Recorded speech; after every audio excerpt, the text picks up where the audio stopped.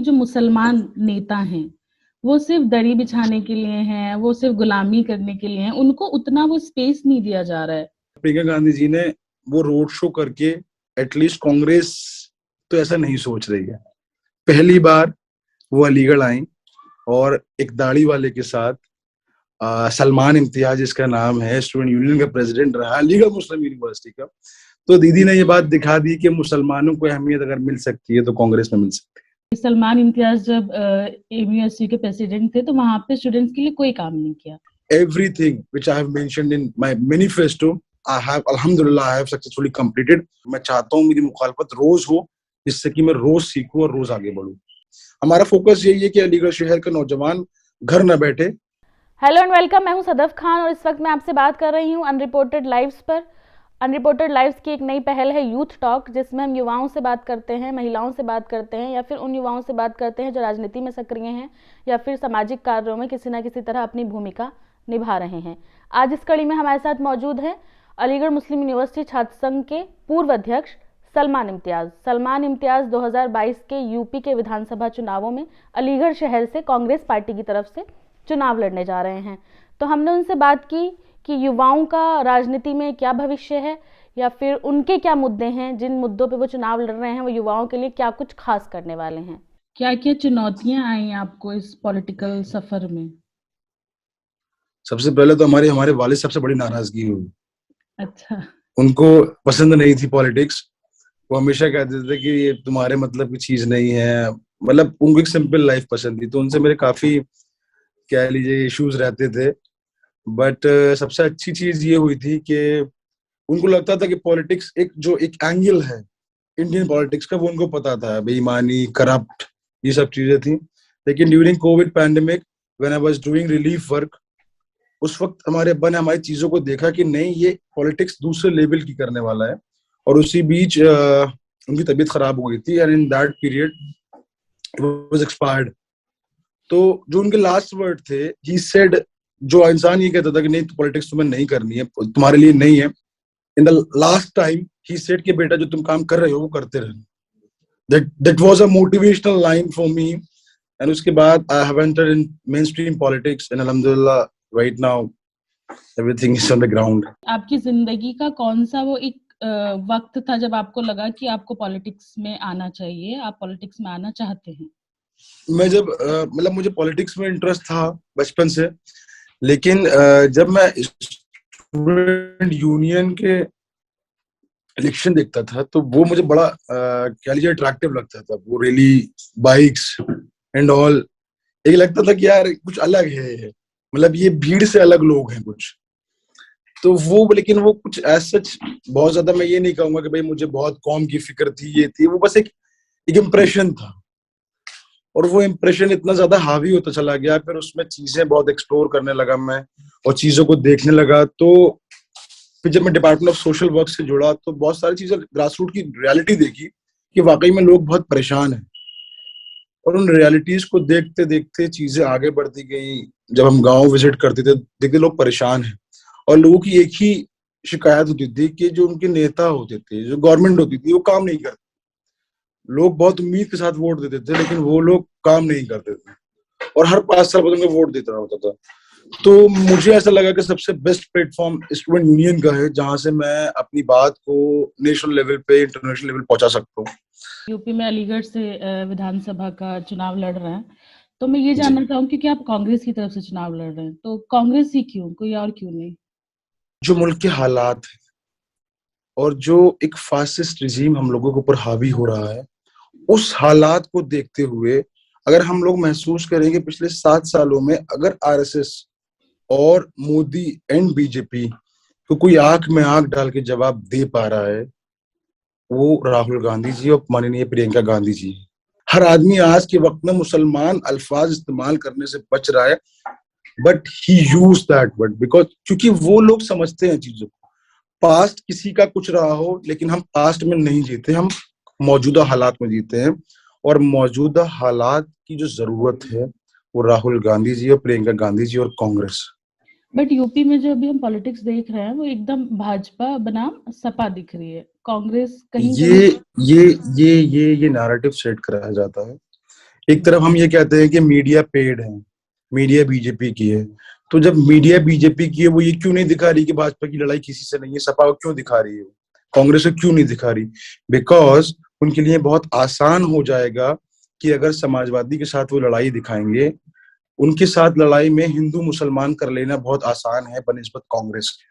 तो वो चाहते हैं कि लड़ाई ये दिखाई जाए जिससे कि आखिर में जब उनके पास कोई हथियार ना बचे तो वो हिंदू मुस्लिम करके आसानी से पोलराइज कर दें। कांग्रेस के साथ वो नहीं कर सकते। तो ऐसा नहीं है कि कांग्रेस नहीं लड़ रही, कांग्रेस बहुत मजबूती से लड़ रही है, और जो भी सेक्युलर गवर्नमेंट बनेगी कांग्रेस के बिना नहीं बन सकती। पर हम सेंट्रल पॉलिटिक्स की बात छोड़ दें, अगर यूपी पॉलिटिक्स पे आए तो कांग्रेस काफी दिनों से यहाँ पे सत्ता में नहीं है और ग्राउंड की पॉलिटिक्स दिखती नहीं है कांग्रेस। भाजपा जब 2017 में सत्ता में आई थी तो उससे पहले काफी सालों से सत्ता में नहीं थी, लेकिन आई सत्ता में।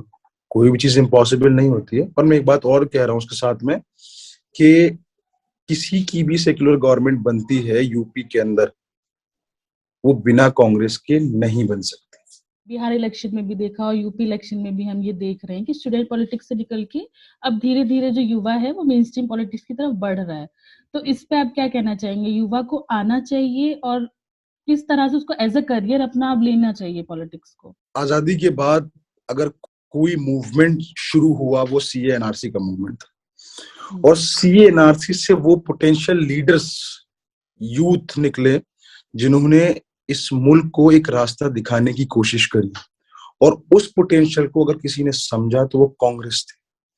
अगर देखें जैसे आज कन्हैया कुमार ने कांग्रेस ज्वाइन करी, मशहूर अहमद उस्मानी कांग्रेस के टिकट पर जाले से चुनाव लड़ते हैं, मैं यहाँ से लड़ रहा हूँ। अगर हम लोग देखें तो हम लोगों ने पिछले 5-6 सालों में जो स्ट्रगल फेस किया है, कांग्रेस ने बखूबी उसको समझा है, और कांग्रेस ने ये डिसाइड किया कि इन लोगों को टिकट देना चाहिए।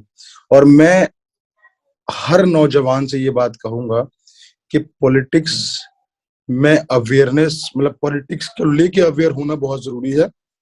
और जितने भी अच्छे नौजवान जिनके अंदर पोटेंशियल है वो कुछ कर सकते हैं। तो मैं चाहता हूँ, मेरी ख्वाहिश है कि नौजवान तबका जिम्मेदारी लेकर आगे बढ़े। तो मुझे लगता है अगर नौजवान तबका पॉलिटिक्स में आएगा, लीडरशिप अपने हाथों में लेगा, तो हम एक नई डेफिनेशन इंडियन पॉलिटिक्स में लिख सकते हैं।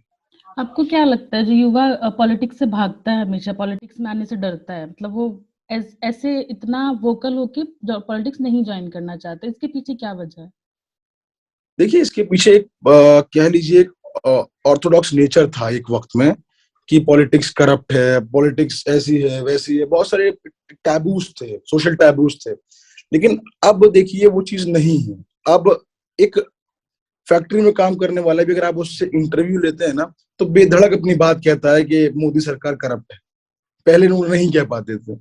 तो अब वो जज्बा पैदा हो रहा है। एक वक्त में सोशल टैबूज थे, चीजें थी, लोग घबराते थे क्या बोलेंगे, लेकिन अब एक फैक्ट्री में काम करने वाला नौजवान लड़का वो अपनी लीडरशिप क्वालिटी पेश कर रहा है ये कह के कि ये गवर्नमेंट करप्ट है। एएमयू में स्टूडेंट यूनियन के प्रेसिडेंट रहे, तो मैं उस तरफ जाना चाहूंगी। सोशल मीडिया पे भी एक नैरेटिव चल रहा है कि सलमान इम्तियाज जब एएमयू के प्रेसिडेंट थे तो वहां पे स्टूडेंट्स के लिए कोई काम नहीं किया, जो स्टूडेंट्स चाहते थे वो काम नहीं किया, लाइब्रेरी नहीं खुलवाई। तो अब अगर आप अलीगढ़ शहर से चुनाव लड़ रहे हैं तो वहां के लोगों के लिए कैसे काम कर पाएंगे? बहुत इंटरेस्टिंग क्वेश्चन है कि मैंने एएमयू एसयू में रहते हुए कोई काम नहीं किया।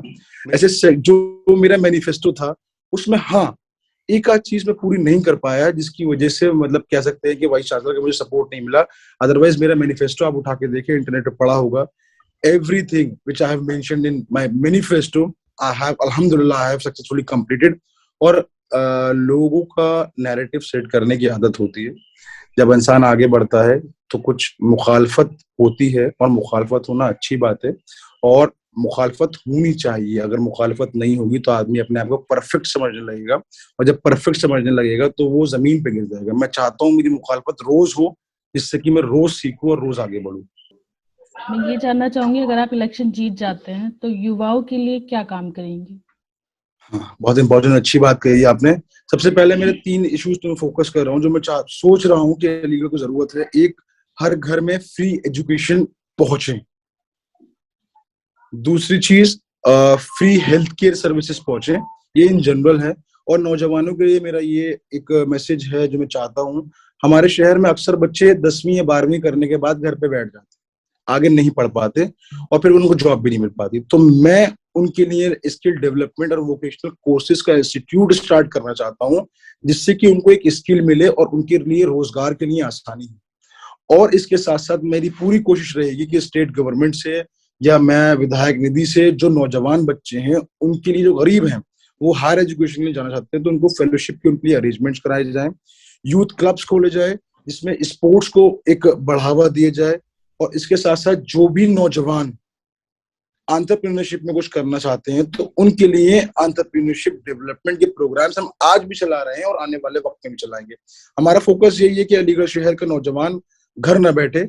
और एक लास्ट इंपॉर्टेंट पॉइंट, मैं हर फैक्ट्री के अंदर कोशिश यही करूंगा कि मिनिमम वेजेस एक्ट लागू होना चाहिए, जो कि हमारे अलीगढ़ के नेताओं को नहीं पता है शायद कि ये होता क्या है।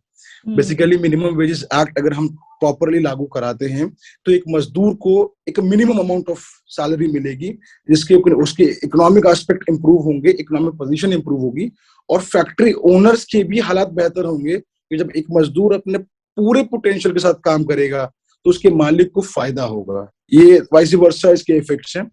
तो मुझे लगता है अगर मैं ये करने में कामयाब हो पाता हूँ, मिनिमम वेजेस एक्ट लागू कराने में, तो एक मजदूर का अंडर एम्प्लॉयमेंट नहीं होगा, प्रॉपर यूटिलाइजेशन होगा, employment optimum utilisation. Sorry, UP election में एक और नैरेटिव चल रहा है कि जो मुसलमान नेता हैं वो सिर्फ दरी बिछाने के लिए हैं, वो सिर्फ गुलामी करने के लिए हैं, उनको उतना वो स्पेस नहीं दिया जा रहा है पार्टीज में। इस पे आप क्या कहना चाहेंगे? मुसलमान नेताओं को उतना हाँ दिया जा रहा है? है ऐसा ऐसा ऐसा ऐसा बहुत सारी पार्टीज कर रही हैं, लेकिन हमारी प्रियंका गांधी जी ने वो रोड शो करके, एटलीस्ट कांग्रेस तो ऐसा नहीं सोच रही है। पहली बार वो अलीगढ़ आई और एक दाढ़ी वाले के साथ, सलमान इम्तियाज इसका नाम है, स्टूडेंट यूनियन का प्रेसिडेंट रहा अलीगढ़ मुस्लिम यूनिवर्सिटी का। तो दीदी ने ये बात दिखा दी कि मुसलमानों को अहमियत अगर मिल सकती है तो कांग्रेस में मिल सकती है। यूपी के युवाओं से क्या कहना चाहेंगे? उनको क्या संदेश देना चाहेंगे? यूपी के युवाओं से मैं कहना चाहूंगा कि युवाओं को चुने, जिससे कि एक युवा दूसरे युवा के बारे में सोच सके, जिससे कि ये स्टेट उस रास्ते पे चले जिस रास्ते का ख्वाब आजादी के वक्त हमारे बुजुर्गों ने देखा था।